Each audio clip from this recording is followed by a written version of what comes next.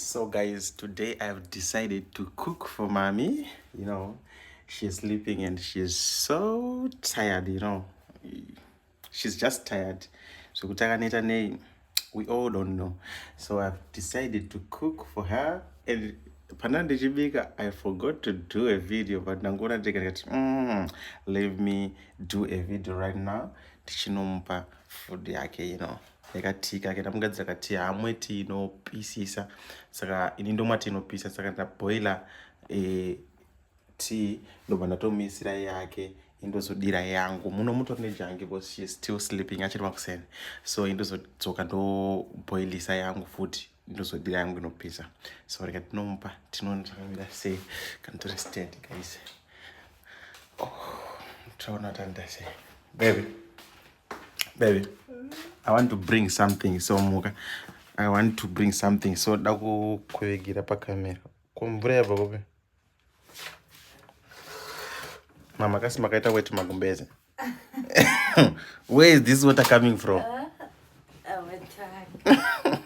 alright I want to bring you something okay so my camera is on mama like zvandiri kuita panapa I'm just doing hangu but hazvisi like ndafunga later kuti denda zviita ndichiri kuita zvandandigadzira let me just bring mommy ndasinomuka here nini aiwa ndasindakarokutika ndasindakarokutika ndimuke aiwa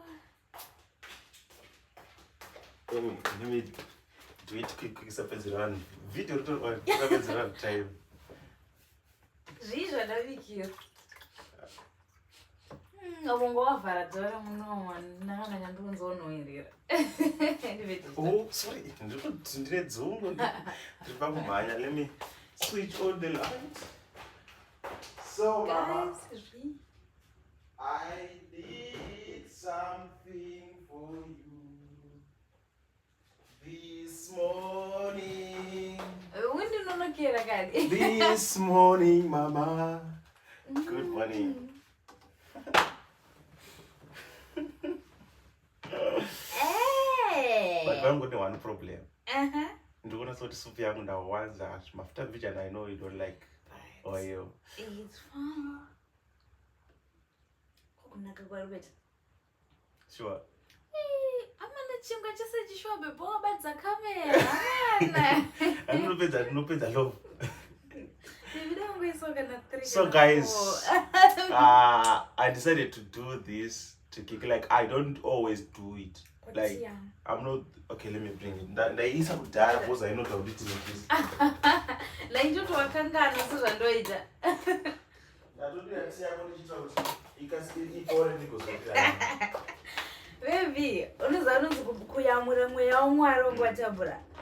So today Maxen kikanga chindaita kaneta achikaita nharo achitakaneta tikati aiwe ndezvako izvo so ndazoona kuti ndigadzire mwana wevanhu breakfast saka mami I'm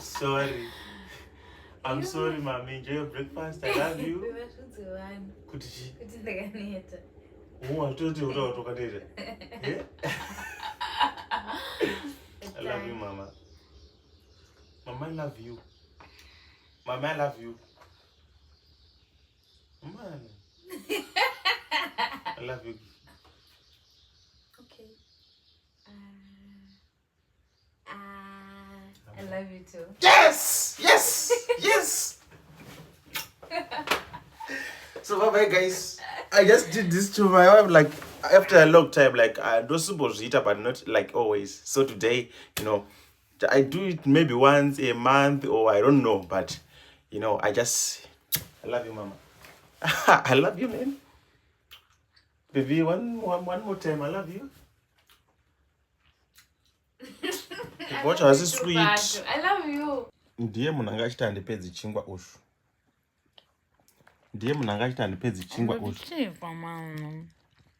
Ndiye munanga achita andipedzi ushu.